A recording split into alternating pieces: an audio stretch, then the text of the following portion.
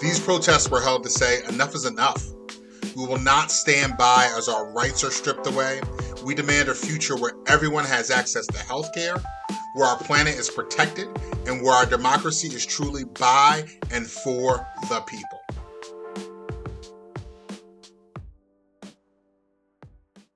Hello, and thank you for joining.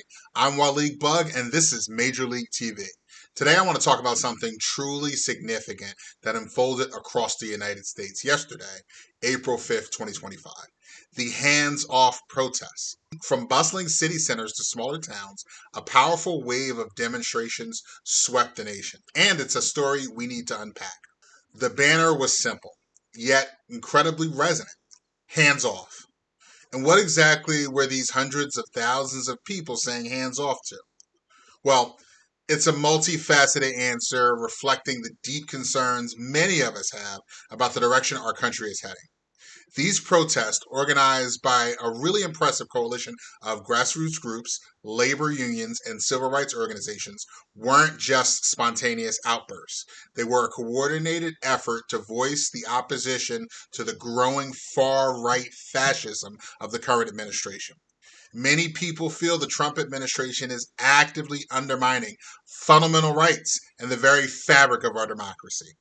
They are systematically dismantling vital social safety nets like Social Security and Medicare programs that so many people rely on. They are rolling back a lot of crucial environmental protections, threatening the health of our planet and future generations. This administration is also threatening our voting rights and the integrity of our democratic processes. Looming over all of this is the persistent and growing issue of economic equality, a gap that continues to widen and demands real solutions. These organizers yesterday made it clear this wasn't just about being against something, it was about standing for something. It was about reaffirming our commitment to the core principles of justice, equality, and a society that works for everyone, not just a select few. These protests were held to say enough is enough. We will not stand by as our rights are stripped away. We demand a future where everyone has access to health care, where our planet is protected, and where our democracy is truly by and for the people. So, what were the tangible goals behind the massive display of people power yesterday? It wasn't just about venting frustration, although that's very much understandable.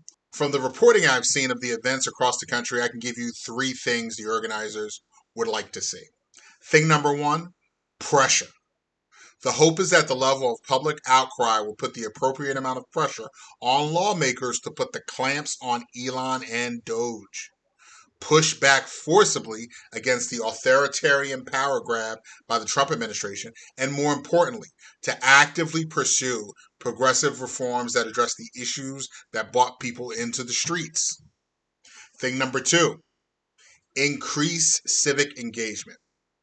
What we need to do is harness the energy that has been bubbling in the streets since Inauguration Day. People have been looking for more ways to get involved and express their disdain for the president and his policies. Yes, we need to galvanize even greater voter turnout in upcoming elections. But more importantly, we need to encourage sustained, active involvement in the political process at all levels.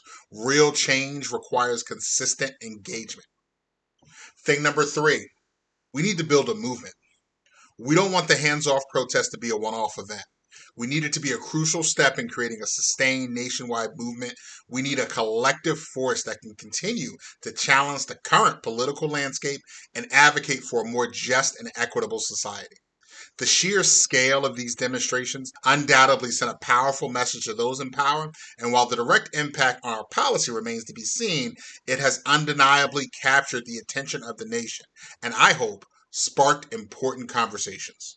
Now, what really struck me, listening to reports and seeing the images from across the country, were the diverse voices of the people who came out. It wasn't just one demographic or one issue. You had people from all walks of life, united by a common thread of concern and a shared hope for a better future. There were young people speaking passionately about climate action, demanding real, meaningful steps to protect our planet. There were teachers advocating fiercely for public education, understanding that investing in our children's future is paramount. And so many individuals stood up to defend their fundamental right to vote, recognizing that a healthy democracy depends on the participation of all its citizens. These are just a few examples, but they illustrate the breadth of concerns that fueled the nationwide movement. The unifying element was a deep and unwavering commitment to social justice and a profound belief in the power of a collective action to bring about positive change. As the day of nationwide protest drew to a close yesterday, the crucial question now, what happens next?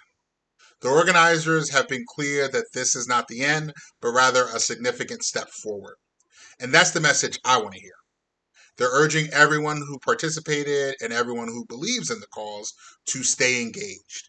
And that means three things. Thing number one, contacting your elected representatives. Whether your state or district is blue, red, or purple, keep the pressure on your elected officials to push back against the fascist coup and the policies they push. Thing number two, make your voice heard on the issues that matter.